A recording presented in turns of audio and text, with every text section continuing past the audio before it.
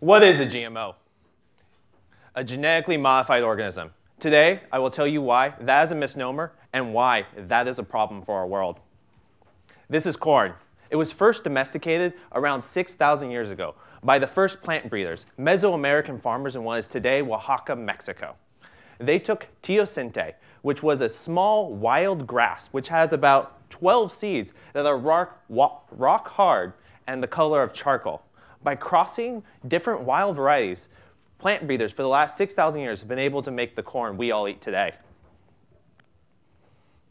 This is the ruby red grapefruit. It is a beautiful, crisp, rich grapefruit, which is a bright red color, which was created by the form of neutron bombardment, which induces random gene changes via mutagenesis of hundreds of genes. This grapefruit was made about 30 years ago using a process that has been around since the 50s. This is a Hawaiian grapefruit, or a Hawaiian papaya. This papaya was first developed in 1996 because in the island of Hawaii, there was a plant disease devastating an entire industry.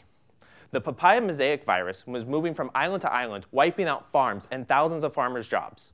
So plant scientists at Cornell and the University of Hawaii inserted one gene into this papaya to be able to resist this plant disease, ruining an entire industry and community. Yet, critics of GMOs, or genetically modified organisms, would only label and harshly regulate this one of these three I've showed you. Genetically modified organisms is not a product. It's a process. It's a process by putting in one gene through modern laboratory techniques.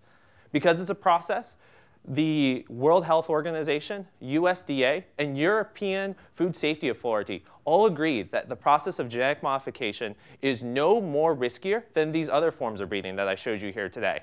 Yet critics would harshly regulate only one of these three. This is a problem. I'll leave you with one last example.